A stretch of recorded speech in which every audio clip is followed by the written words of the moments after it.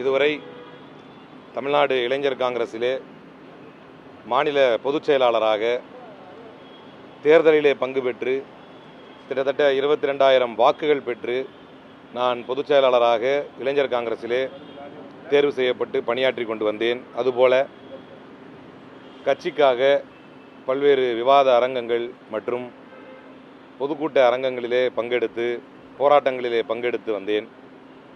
கடந்த தேர்தலிலே 2026 சட்டமன்ற தேர்தலிலே கூட்டணி அமைவதில் ஒரு சலசலப்பு ஏற்பட்ட போது கூட ஜனநாயக அடிப்படையில் இந்த தேசத்திற்கான கோர் வேல்யூஸை பாதுகாக்கக்கூடிய கட்சிகளாக காங்கிரஸும் திமுகவும் தான் இருக்கிறது. எனவே நாம் திராவிட முன்னேற்ற கழகத்தினுடைய கூட்டணியில் தான் தொடர வேண்டும் என்று தொடர்ந்து குரல் கொடுத்து வந்தேன். அப்போதே சில நெருக்கடிகளுக்கு கட்சிக்குள்ளே உள்ளானேன்.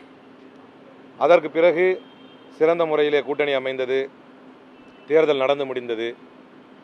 கம்யூனிஸ்ட் விசிக கட்சிகள் கூட ஒரு நியாயமான அடிப்படையிலே ஒரு ஆலோசனையை செய்து தாவேகா கூட்டணிக்கு சென்றபோது, அல்லது தாவேகா கூட்டணிகளில் தாவேகாவுக்கு வெளியிருந்து ஆதரவு தெரிவித்த போது, காங்கிரஸ் கட்சி மட்டும் எந்தவித அழைப்போ எந்தவித நியாய தர்மமோ பார்க்காமல் ஜனநாயக போக்கிலும் மதசார்பின்மையிலும் தன்னுடைய உறுதியை எந்த நிலையிலும் உறுதிப்படுத்தி காட்டாத விஜய் என்கின்ற ஒரு அன்டெஸ்டட் நபரை நம்பி இந்தியாவுடைய கிராண்ட் ஓல்ட் பார்ட்டி காங்கிரஸ் என்றதை நான் கண்ணியத்திற்குட்பட்டு கட்சி ஜனநாயகத்திற்குட்பட்டு விமர்சித்த போது என் மீது செல்லாத ஒரு இடைக்கால நடவடிக்கையை கட்சி எடுத்தது. அது செல்லுபடி ஆகாது. ஏன்னா யூத் காங்கிரசினுடைய நேஷனல் இன்சார்ஜாக இருக்கக்கூடிய ஒருத்தர், அவரே ஒரு அணி நிர்வாகி தான். அவர் அதிகபட்சம் நான் ஒரு எலெக்டட் ரெப்ரசன்டேட்டிவ், என்னை ஒரு ஷோகாஸ் நோட்டீஸ் கொடுத்துருக்கலாம், கூப்பிட்டுருக்கலாம். ஆனால் அதையும் செய்யாமல் ஜனநாயக விரோத போக்கில் ஒரு தற்காலிக நடவடிக்கை எடுக்கிறார். அதை தாண்டி அவர் என்ன செய்கிறாருன்னா, ஆல் அதர் பார்ட்டி ஆக்டிவிட்டீஸ் அதிலிருந்தும் இவருக்கு சஸ்பெண்ட் பண்ணுறோம் அப்படின்னு ஜனநாயகத்துக்கு எதிராக கட்சியினுடைய உட்கட்டமைப்புக்கு எதிராக ஒரு நடவடிக்கையை எடுக்கிறார். அதை நான் பெருசாக மைண்ட் பண்ணலை. ஆனால் தொடர்ந்து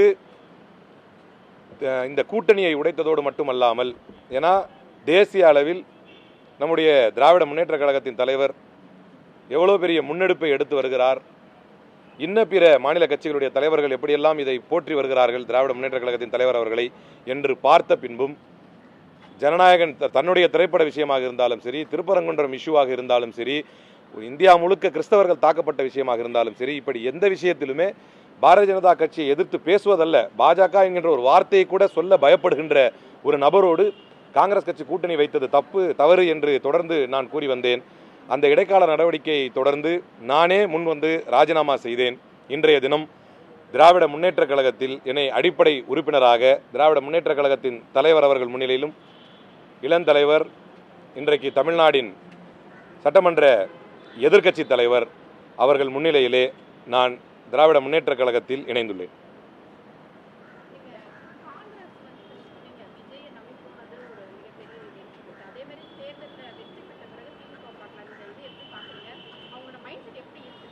இல்லை, நான் ஏற்கனவே சொன்னது போல இரண்டு எம்எல்ஏக்களை வைத்திருக்கக்கூடிய கம்யூனிஸ்டுகள், விசிகா கட்சி, இவர்களெல்லாம் எவ்வளவு அழகாக போஸ்ட்போல் அலையன்ஸ் கூட இல்லாது வெளியிருந்த ஆதரவு அப்படிங்கிற அடிப்படையில் கூட ரொம்ப அழகான அடிப்படையில் அதை பற்றி விவாதித்து கட்சி முடிவு செய்யும் அப்படின்னு டைம் எடுத்து எந்த கட்சியினுடைய தலைமையிலே கூட்டணியை சந்தித்தோமோ, அதாவது தேர்தலை சந்தித்தோமோ, அந்த கட்சி தலைவரை சந்தித்து அவரிடத்தில் பேசி ஒரு ஜனநாயகத்துக்கு அழகான ஒரு ரூபத்தை காட்டினார்கள். ஆனால் எடுத்தம் கவுத்தன்னு ஓடுறதை பார்த்தா, இதுவரை போஸ்ட்போல் அலையன்ஸில் டெல்லியில் அரவிந்த் கெஜ்ரிவாலோடு இதே போல தான் கூட்டணி வைத்தோம்.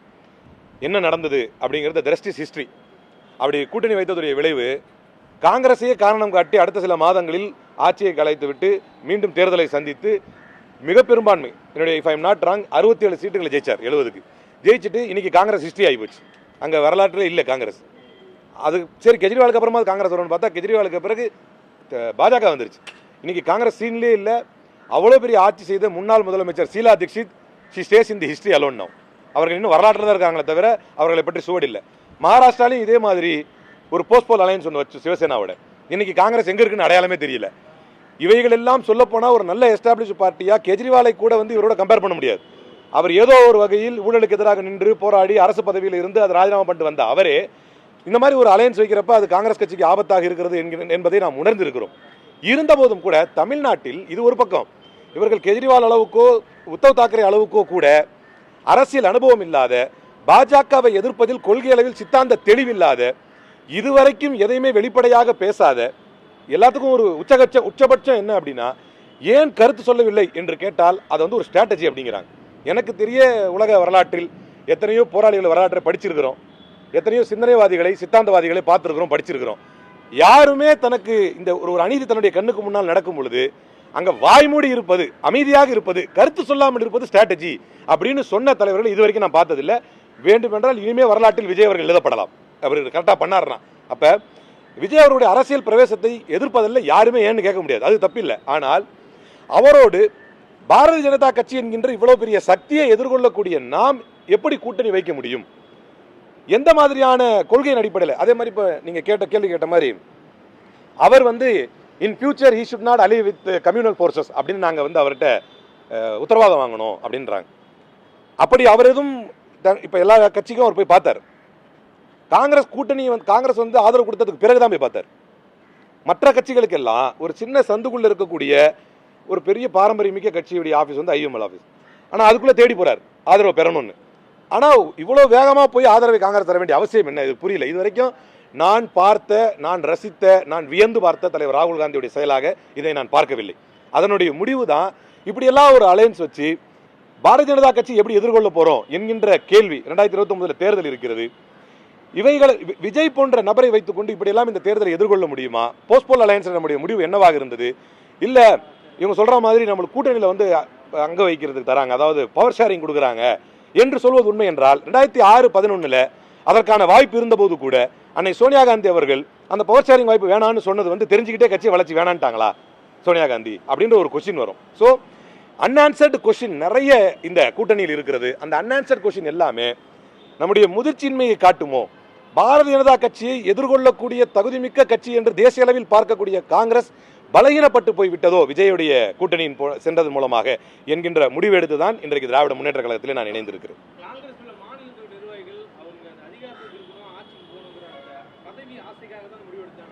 இல்ல, நீங்க விஜய் அப்படிதான் இருக்கிறார். ஹவு பவர் ஹங்கிரி இஸ் நீங்க பார்க்கலாம். தீய சக்தி திமுக என்றார். அந்த தீய சக்தி நியாயமா பார்த்தா திமுகவை எதிர்க்கக்கூடிய கட்சி அதிமுக. அவர் போய் என்டிஏல வெளியே வாங்க, நம்ம சேர்ந்துக்கலாம் அப்படின்னு அதிமுக கூட சேர்ந்து எடப்பாடி பழனிசாமி பேசி கூட ஒரு அலையன்ஸ் கொண்டு வந்திருக்கலாம். அதை யாரும் கொஸ்டின் கேட்டிருக்க மாட்டாங்க என்டிஏவோட வெளியே வரும்போது, அவர் தன்னை பெரியாரை கொள்கை தலைவராக ஏற்றுக்கொண்டிருக்கும் பட்சத்தில். ஆனால் அதை விடுத்து என்ன செஞ்சார் அப்படின்னா, யாரை தீய சக்தி என்றாரோ, யாரை எதிர்த்தாரோ அந்த கட்சியின் தலைமையில் அமைந்த கூட்டணி கட்சிகளையே விலை பேசி வாங்குகிறார். ஏன் அந்த வார்த்தையை சொல்றேன் நான், விலை பேசி வாங்குறாருன்னு? கல்லாப்பெட்டி கூட்டணி என்று சொன்னார் காங்கிரஸை. நம்மகிட்ட இருக்கிறதா ஒரிஜினல் காங்கிரஸ், அங்க இருக்கிறது கல்லாப்பெட்டி கொடுத்து விலைக்கு போன காங்கிரஸ் அப்படின்னாரு. இப்ப அவர் யாரை கூட்டணிக்கு அழைத்தாரோ அவர்கள் கல்லாப்பெட்டி காங்கிரஸா அல்லது விலை போன காங்கிரஸா என்கின்ற கேள்விக்கு வந்து யார் பதில் சொல்லணும்னா, உண்மையிலேயே தலைவர் ராகுல் காந்தியை நேர்மையாக உள்வாங்கி இருக்கக்கூடிய, காங்கிரஸ் கொள்கைகளை நேர்மையாக உள்வாங்கி இருக்கக்கூடியவர்கள் அதை சிந்திச்சு பார்க்கணும். இவ்வளவு நம்மளை இழிவா பேசி, இவ்வளவு நம்மளை மோசமா பேசி, கல்லாப்பெட்டி கூட்டணி என்று நம்மை பேசியவர் தேர்தலுக்கு பின்னால் கொஞ்சம் கூட அறம் இல்லாமல், நடந்ததோ நடக்கலையோ, இந்த திமுக அதிமுக கூட்டணி ஒரு பேச்சு போச்சு இல்லையா, நடந்ததோ நடக்கலையோ அது அப்பாற்பட்டது. ஆனால் அதற்கு பொங்கி எழக்கூடியவர்கள், ஐயோ திமுக அதிமுக கூட்டணி வைக்க போறாங்க, திமுக அதிமுக கூட்டணி வைக்க போறாங்க என்று பொங்கி எழக்கூடிய யாரும் விஜய் எவ்வளவு பெரிய ஜனநாயக படுகொலை செய்திருக்கிறார். ஒரு பக்கம் போறாரு, திமுக ஆதரவு கட்சிகள் கூட்டணி கட்சிகளுடைய தலைவர்களை சந்தித்து அதை உடைத்து அந்த திமுக தலைமையில் பெற்ற வெற்றியில் இருக்கக்கூடிய கட்சிகளையே தன் பக்கம் இழுக்கிறார். இது பத்தாதுன்னு எல்லாரையும் சந்திச்சார். வாக்கு சதவீதமே ஒண்ணுமில்லாத சீமானை கூட போய் சந்திச்சார். சந்திச்சுட்டு எடப்பாடி பழனிசாமி அவர்களை திட்டமிட்டு சந்திக்கல. ஒரு கட்டசே எல்லாரும் போய் பார்த்தாரு அப்படிங்கிறது உண்மை அப்படின்னா எடப்பாடி பழனிசாமி பார்த்திருக்கணும். ஆனால் ஜனநாயகத்துக்கு எதிராக, ஜனநாயக விரோத போக்குடன் ஒரு பொதுச் செயலாளரோடு மோதல் போக்கை கையாண்டு கொண்டிருக்கக்கூடிய ஒரு தனி குழுவை போய் பார்க்கிறார். இது ஜனநாயக விரோதம். இதை தாராளமாக விஜய் செய்கிறார். அதற்கு காங்கிரஸ் கட்சியுடைய தலைவர்கள் நமக்கு சீட்டு, நம்மளுக்கு வந்து அமைச்சரவையில் இடம் கொடுத்துட்றாங்க அப்படின்னா 6-11 அதுக்கான வாய்ப்பெல்லாம் இருந்துச்சு. அதுதான் காரணம்னா, அமைச்சரவையில் பவரில் நம்ம கூட இருந்தால் கட்சி வளர்ந்துரும் அப்படின்னா எப்போதுமே பவர்லேயே ஒட்டி இருக்கக்கூடிய ஜி கே வாசன் தான் தமிழ்நாட்டின் பெரிய சக்தியாக இருந்திருக்க முடியும். பவரில் ஒட்டி இருந்தால் கட்சி வளர்ந்துரும் அப்படின்னா மகாராஷ்டிரா நம்முடைய நிலைமை என்ன? அமைச்சராக கூட இருந்தோம் பல இடங்களில். ஆனால் ஒன்றும் இல்லை, அதுவல்ல. பாத யாத்திரை நடத்தினார்கள், கட்சியை வளர்த்தார்கள். ரேவந்த் ரெட்டியும் ராஜசேகர் ரெட்டியும் இவங்கெல்லாம் கட்சியை நல்லா வளர்த்தாங்க. அது கட்சியை வளர்க்கறதுக்கான ஸ்டைல் வேற. இங்கு 2 சவால்களை நாம் எதிர்கொண்டிருக்கிறோம் தமிழ்நாட்டில். ஒன்று, பாசிச சக்திகளை எதிர்கொள்ளக்கூடிய தெம்புமிக்க தலைவர் யார் என்பதில் தான் போட்டி. அப்படி தெம்பு திராணி மிக்க தலைவர்களில் இந்தியாவே திரும்பி பார்க்கக்கூடிய அகிலேஷ் யாதவ் தன்னுடைய வருத்தத்தை தினந்தோறும் ட்வீட் போட்டு பதிவு செஞ்சுட்டு இருக்காரு. எப்படி இப்படி திமுகவின் தலைவருக்கு நடந்தது? அதே போல தேஜஸ்வி யாதவ் தினந்தோறும் ட்வீட் போட்டு தன்னுடைய வருத்தத்தை பதிய வைக்கிறார். ஜனநாயகத்தின் தலைவர் என்று நம்பக்கூடிய தலைவர் ராகுல் காந்தி ஒரு வார்த்தைக்கு கூட இன்றைக்கு திமுக தலைவர் அவர்களை சந்திக்கவும் இல்லை, தன்னுடைய வருத்தத்தை பதிய வைக்கவும் இல்லை. இந்த தோல்விக்கு ஒரு வருத்த ட்வீட் கூட போடலை, மற்ற எல்லாருக்கும் போட்டார். மம்தா பானர்ஜி கூட தன்னுடைய கரிசனத்தை பதிய வைக்கக்கூடியவர். சொல்லப்போனால் மம்தா பானர்ஜி காங்கிரஸில் இருந்துவிட்டு பெரிய துப்பாக்கி சூடு போராட்டங்கள் நடந்தபோது இளைஞர் காங்கிரஸ் தலைவராக மம்தா பானர்ஜி அவர்கள் இருக்கும் பொழுது கிட்டத்தட்ட 4-5 காங்கிரஸார் அவருடைய போராட்டத்தில் சுடப்பட்டார்கள். அப்படி சுடப்பட்டு தான் தலைவராக முன்னாடி வந்தார். நியாயமாக பார்த்தா மம்தா பானர்ஜியை விட திமுகவிற்கு அவர் தன்னுடைய ஆறுதல் ட்வீட்டை போட்டிருக்கணும், போடலை. அப்படின்னா இது எதை காட்டுகிறது?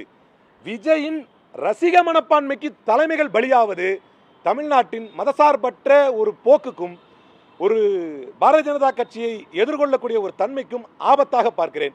அதனால் காங்கிரஸ் கட்சியில் இருந்து விலகி இந்தியா முழுக்க பாசிச சக்திகளுக்கு சிம்ம சொப்பனமாக திகழக்கூடிய திராவிட முன்னேற்ற கழகத்தில் என்னை உறுப்பினராக இன்னைக்கு அதுக்கு தான் இணைச்சுக்கிறேன்.